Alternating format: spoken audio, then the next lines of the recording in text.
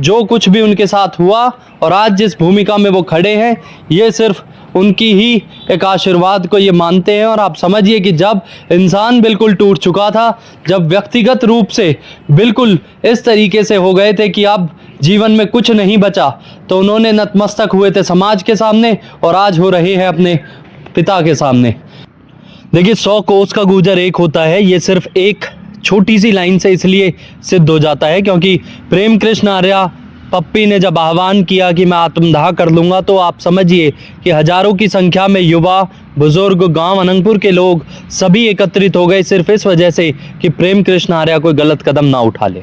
और वो प्रेशर था जो उस समय प्रेम कृष्ण आर्या के ऊपर, अब वो हल हुआ है। आप समझिए कि हाई कोर्ट से एक इनको राहत मिली है। वो राहत क्या है वो बताएंगे, लेकिन उससे पहले मैं आपको बताना चाहूँगा, उस दिन एक पंचायत हुई थी प्रेम कृष्ण आर्या के इसी फार्म हाउस पर जहाँ हम बैठे हैं।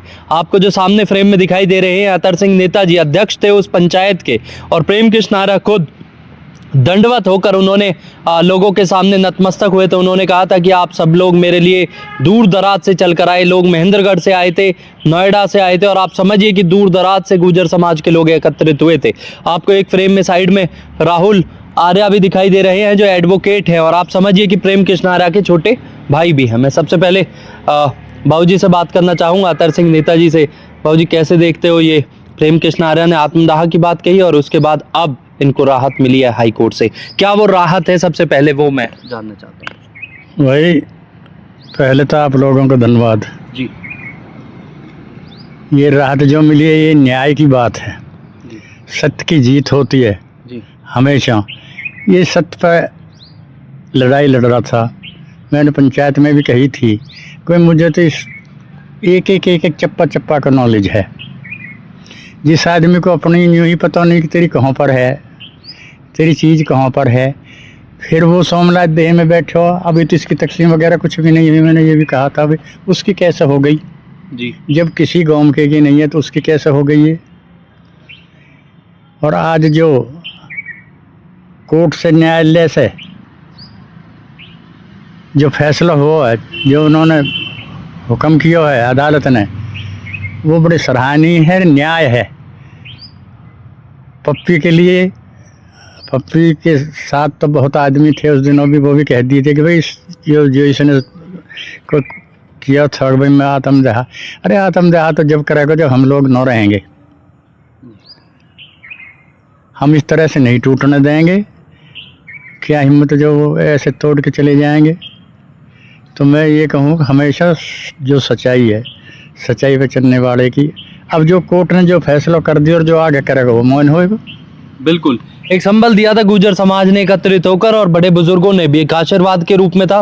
प्रेम कृष्ण आर्या के लिए उस दिन भावुक थे, लेकिन आज कॉन्फिडेंट है। कॉन्फिडेंट सिर्फ एक जो हाल ही में ऑर्डर हुए हैं उसको लेकर। मैं एक बार चाहूंगा कि एक बार वो ऑर्डर आप बताएं, और क्या अभी आपके लिए फेवर में है, किस तरीके से समाज ने आपकी मदद करी, मैं जानना चाहूंगा प्रेम कृष्ण आर्या से। नमस्कार साथियों, मैं क्योंकि आज से 3 दिन पहले मैं बड़ा भावुक और मुझे लग रहा था कि मेरी दुनिया जैसे लुट गई हो, पर मुझे एक चीज़ मालूम है कि सत्य परेशान हो सकता है पर पराजित नहीं हो सकता।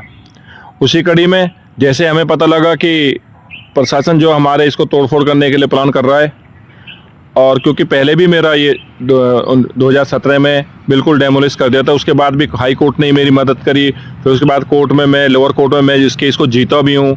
आज तक जितने भी संबंधित केस में सब में मैं ही जीता हूँ। आज तक वो लोग कभी हारे ही हारे हैं, पर वो अपने पहुँच का, क्योंकि वो क्रिकेटर है और वो अपनी पहुँच का दुरुपयोग मेरे लिए हमेशा करती है, और उसने इस बार भी वही करा। पर जैसे मुझे पता लगा तो हम इसमें Punjab and Haryana high court गए।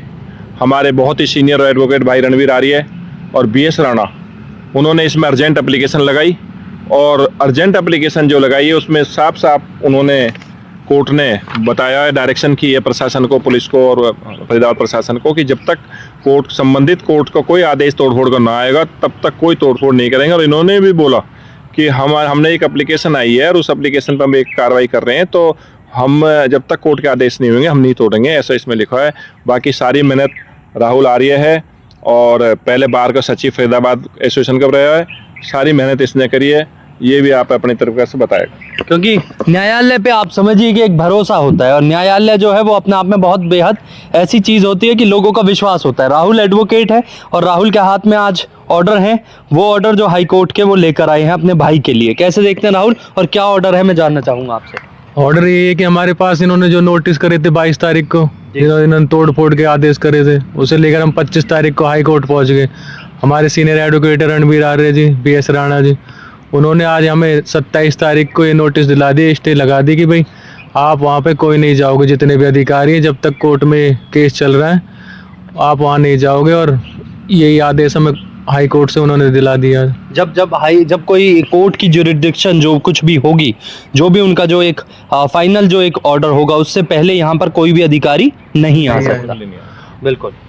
SHO और ACP सबको उन्होंने वहीं से वो नोटिस कर दिया कि भाई आप वहाँ पे मत जाओ, और जो कोर्ट की प्रणाली चल रही है उसी के थ्रू चलो जब तक कोई फैसला नहीं आ जाता। बिल्कुल।